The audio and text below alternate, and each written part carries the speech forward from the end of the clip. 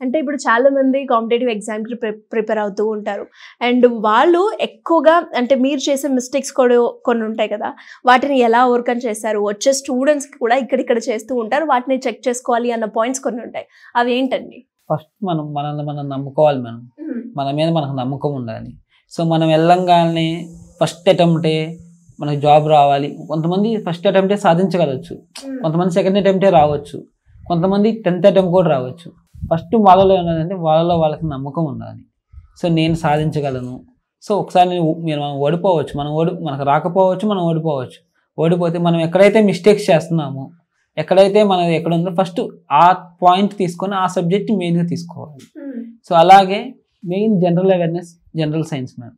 అవి మనం ఎంత చదివినా కూడా ఇంకా చదవాల్సింది చాలా ఉంటది. సో, వాటిల్లో మనం మెయిన్ థింక్ చేయాలి.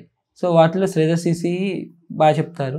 వాళ్ళు సండే ఎక్స్ట్రా క్లాసెస్ చెప్పుకొని జనరల్ అవేర్‌నెస్ కానీ సో, అవి బాగా చెప్తారు. సో, వాళ్ళు ప్రిపేర్ అయితే నేను వాళ్ళకి ప్రిపేర్ అయ్యాను కాబట్టి కొంచెం ఎట్లా గట్టిగా అవ్వగలిగాను.